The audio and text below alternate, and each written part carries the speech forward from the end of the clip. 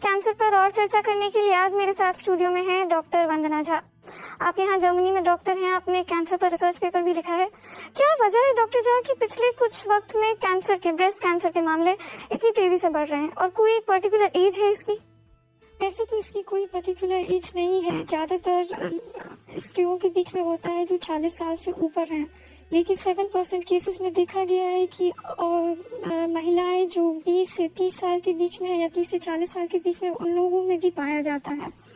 और western Europe में ये ब्रेस्ट कैंसर के केसेस बहुत ज़्यादा होते हैं, वो है 1 से 8 महिलाओं के बीच में। और इंडिया में देखा गया है क्योंकि इतने ज़्यादा केसेस आजकल हो रहे हैं, इंसिडेंस बढ़ रहा है, तो 1 से 22 महिलाओं के बीच में हो रहा है आजकल, जो कि अर्बन एरियाज में ज़्यादा पाया जाता है। लेकिन हम सोचते हैं वो इसलिए है क्योंकि अर्बन एरिया में जागरूकता ज़्यादा है कि रूरल एरियाज में वो कम है।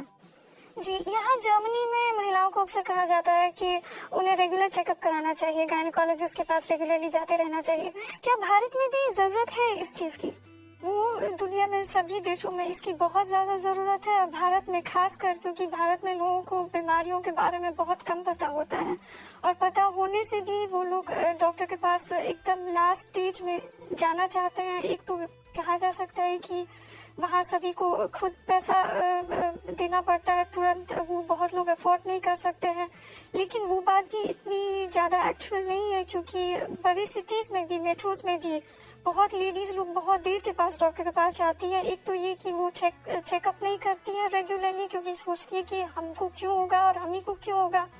लेकिन ये बहुत ज़रूरी है सभी लेडीज़ को। हम तो यही बोलेंगे कि 30 साल के बाद हर साल एक बार गायनेकोलॉजिस्ट के पास जरूर जाना चाहिए। और पहले से आप अपने स्किन पे कोई भी दाग या कोई भी अननेचुरल चीज जब भी पाती हैं तो तुरंत डॉक्टर के पास जाना चाहिए। एक बार ज्यादा जाना अच्छा है कि एक बार कम जाना, क्योंकि जितनी जल्दी आप डॉक्टर के पास जाएंगे उसका उतना जल्दी क्योर हो सकता है। जी, ब्रेस्ट कैंसर को लाइफस्टाइल से भी जोड़कर देखा जाता है। जैसे आपने बताया यहाँ वेस्टर्न यूरोप में इसके मामले ज्यादा हैं, भारत में देखा जाए शहरों में ज्यादा है, गाँव में कम है।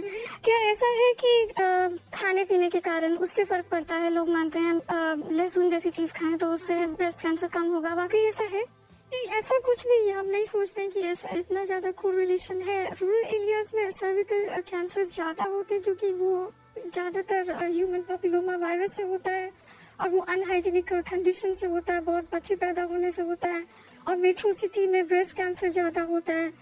अल्कोहल और स्मोकिंग इतना ज़्यादा कोरिलेटेड नहीं है, लेकिन अगर लोग अल्कोहल कम कर दें या स्मोकिंग कम कर दें तो दूसरी डिजीज होती है, कार्डियोवैस्कुलर डिजीज, वो लोग प्रिवेंट हो सकती है उससे।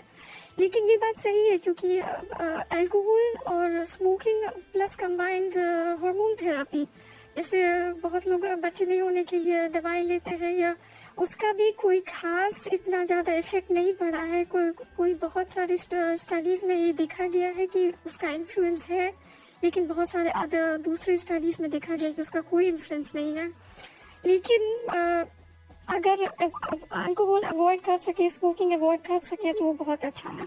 और बच्चे कम उम्र में हो, 20 से 25-30 साल के बीच में, वो भी बहुत अच्छा होता है। जी, इस पूरी जानकारी के लिए आपका बहुत बहुत शुक्रिया।